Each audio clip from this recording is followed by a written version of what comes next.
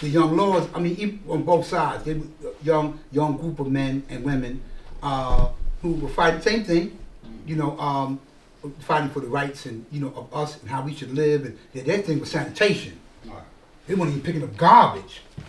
You know what I mean? So they fought, and it became a voice in that community. Mm-hmm. So, but once again, they didn't want. But like you had this troop that was relevant, that was waking people up. You had people that had things that were counteractive. You know what I mean? Yeah, good. Who, me?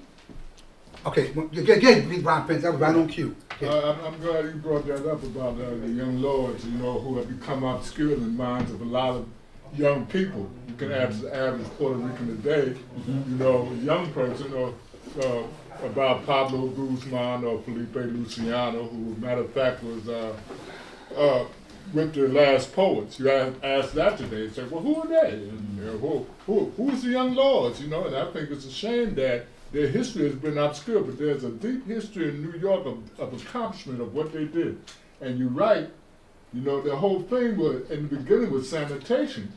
Mm-hmm. Because East Harlem was tore up. Mm-hmm. It was tore up, man, the health issues and all that. Right. But I remember myself, Pablo Guzman, Denise Oliver, Felipe Luciano, right, we had a march through East Harlem, coming through, and the numbers of, the publicity about what they were doing was great. Mm-hmm. You know what I'm saying? But as always, you had the forces that were against their movements. You had the FALN. Okay, yeah. Right? You might remember, you might remember the brother, I can't remember his name, but he blew his foot off, with a bomb. Yeah, David something. Yeah, right, and then he escaped from, right. He escaped from, and went to either Cuba or wherever he went, right? But it was a hell of a time, and it's just a shame to me that a lot of our history has been obscured, or has been, how you say another word for minimized, thrown into obscurity, mediocrity, what I mean, don't matter. And it is worse now, they're taking away books, So we all have the privilege of knowing who their heroes were, Abuzu Campos and the rest of the men in Puerto Rico. Pedro Abuzu Campos. That's right. So it comes around, man, it's more important now for us to recognize where we stand, or where our young people stand. You mentioned reparations, right? Mm-hmm. Well, in my mind, you can begin by giving us back the money you stole from the Freedmen's Bank. Mm-hmm. The black soldiers that came home from the Civil War, Mm-hmm. That Frederick Douglass and that man that they had to back down because who was the president after Lincoln? Thomas Jefferson. It wasn't Jefferson. Right? No, he's the one that suspended the Freedmen's Bank. Okay.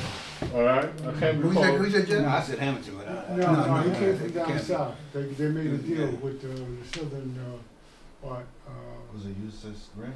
No, it wasn't Grant. I'm trying to remember his name. Grant came after him. Whoever came after Lincoln, he's the president. Garfield.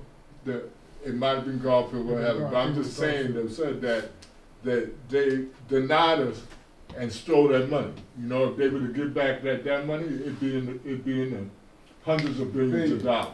Mm-hmm. And the ongoing strife because the Jew got theirs, the others got their reparations, but ain't nothing coming here for us. And it's a consistent thing that the issues we had back then are still the issues we have now. The lack of education has got our people in the graveyard.